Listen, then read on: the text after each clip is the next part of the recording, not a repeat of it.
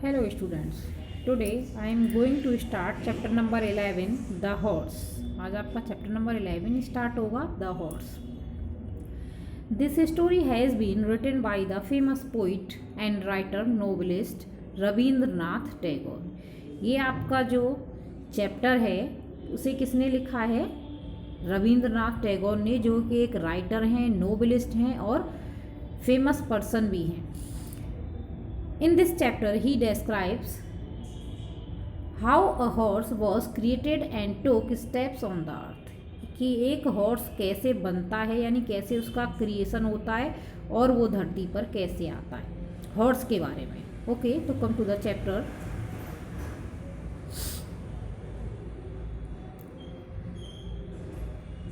The work of creating the universe.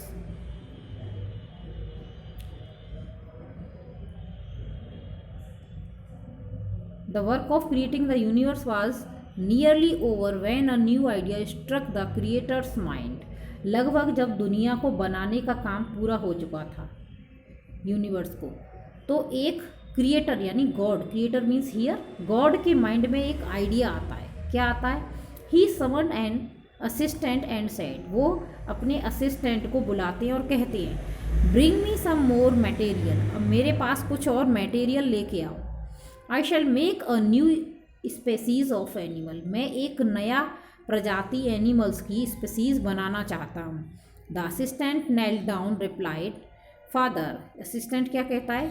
Father या God, when understand under the creative zeal you made elephants and whales. आप तो जो creation किया है उसमें एलिफेंट्स बनाए हैं, वेल्स बनाई हैं, लायंस बनाए हैं, पाइथन्स बनाए हैं। You wearily thought of the quantity of substance they cost. यानी आपने उनमें बहुत ज़्यादा क्वांटिटी लगा दी, जिससे वो इतने बड़े बड़े एनिमल बना दिए आपने। Little is felt of the heavier. वो कुछ ज़्यादा ही भारी हो गए, ज़्यादा मटेरियल डाल दिया तो वो ज़्यादा ही भारी, मोटे मोटे हो गए। एंड हार्डर स्टफ, इतने भारी हो गए हैं। But of the lighter there is still enough in store. अब तो सारी जो मटेरियल है वो भारी बनाने में, बड़े बड़े एनिमल बनाने में ख़त्म हो गई। अब तो बस थोड़ी ही बची है स्टोर में, थोड़ी बहुत अमाउंट जो मटेरियल की है वो बची है। ठीक है, next. The creator reflected for a moment. अब थोड़ी देर के लिए वो सोचने लग जाते हैं कि अब क्या करें। Well bring me what ever you है। वो कहते हैं ठीक है, चलो ठीक है, स्टोर में जितना कुछ बचा है वो तुम मेरे पास तो लेके आओ। अब मैं सोच रहा हूँ कोई नया एनिमल बनाता हूँ। This time the creator took care to employ only a little of the hard materials. अब वो क्या सोच रहे थे, अब मैं थोड़ा थोड़ा मटेरियल लगा के कोई ऐसा बढ़िया सा एनिमल बनाऊंगा, अच्छा सा, जिसमें ज़्यादा हैवी ना हो। To the new animal he made. अब वो नए जो एनिमल को बनाने वाले थे उसके लिए he gave neither horns nor claws. न उसको हॉर्न्स दूंगा दिए उन्होंने और न उनको पंजे दिए। ही gave it teeth that could chew. उसको दांत तो दे दिए लेकिन बट नॉट बाइट, चबाने के लिए थे, किसी को काटने के लिए नहीं दिए। The energy he gave it was enough to make it useful on the battlefield. उसको इतनी एनर्जी दी जो कि बैटल फील्ड में भी यूज हो सके। But he gave it no taste of its own for battles. लेकिन उसको कोई टेस्ट नहीं दिया कि उसका खुद मन हो बैटल करने का, लड़ाई करने का।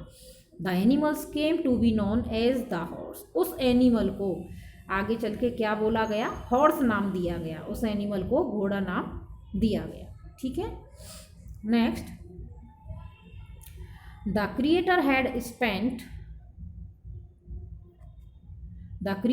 Spent in its making enough of such stuff as the air and sky are made of। उसको बनाने में गॉड को थोड़ी मेहनत लगी। उन्होंने क्या क्या डाला, उसको एयर और स्काई जो मटेरियल था वो थोड़ा सा ज़्यादा डाल दिया। The result was that it's mind was full of the desire for freedom. इसलिए उसका रिजल्ट क्या था? स्काई डाल दिया तो फ्रीडम की, आज़ादी की उसके अंदर डिज़ायर थी। मैं फ्री हूँ और दुनिया में आराम से घूमूँ।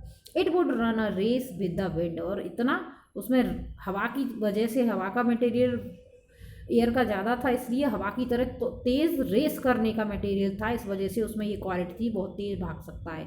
It would dash to the point where sky touched earth. वो क्या चाहता था? मैं भागता रहूं जहां तक कि स्काई अर्थ को टच करता है, यानी बहुत लास्ट तक मैं रेस लगाता रहूं।